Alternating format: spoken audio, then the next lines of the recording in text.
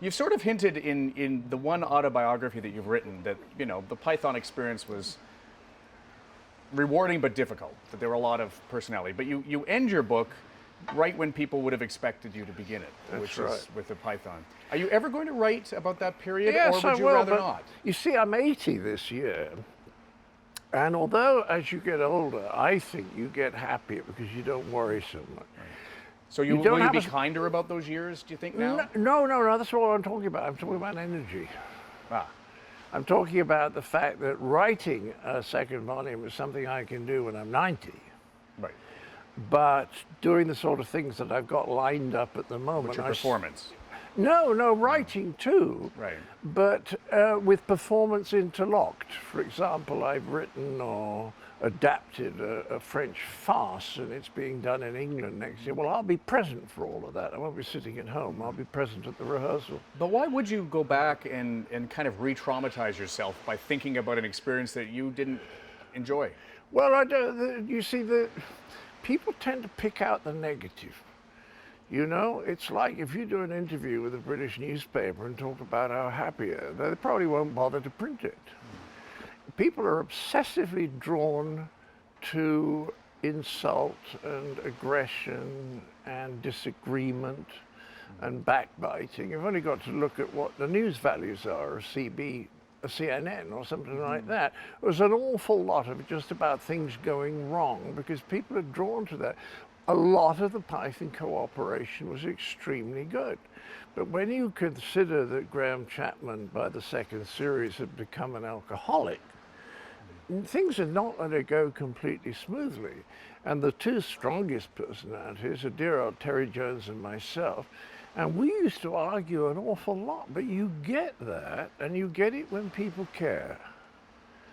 If people say, man, let's go and have a coffee, then it's going to be very, what's the word, peaceful and harmonious, but it might not be very good. And Jonesy and I would argue and argue and argue about what was funniest, which is an artistic thing. Is it funny? It wasn't about the amount of money or the billing. It was about, was it funny or not? Well, that's creativity if it's good. That's right. Yeah. But there's a lot of that. I mean, I did find him very hard to move. He's a bit like a Trump supporter, that once he'd made his mind up about something, we couldn't really... Were you and that was a difficulty. Were you easier to move? Yes, I was not so absolute. I was perfectly happy. Certain things seemed to me I would fight for, but a lot of them, well, that was fine. If others didn't agree with me, that was fine. Just occasionally I would choose something. Terry fought desperately to the death about everything. You couldn't have even the tiniest detail without some sort of a fight. And I got tired of that. Yeah. You talk about the power of anger, and yet so many of the characters that you played in your performances are angry. Oh yeah, but that's because they're ineffectually angry. Anger's only funny when it's ineffectual. Faulty Towers. Yes. He never gets anything done. What he runs rings about him, and he's frightened of Sybil.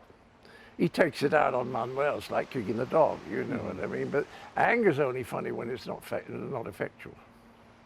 Are the Brits good at anger? No, terrible. Which is why they identify so strongly with Basil. There's a moment in one of the sketches, it's the one with the Americans, when the two ladies, the old ladies, are sitting at the table saying, well, absolutely rotten the food, isn't it? It's a disgrace and all that. And he comes up and says, everything all right, ladies? They say, oh, yes, thank you very much.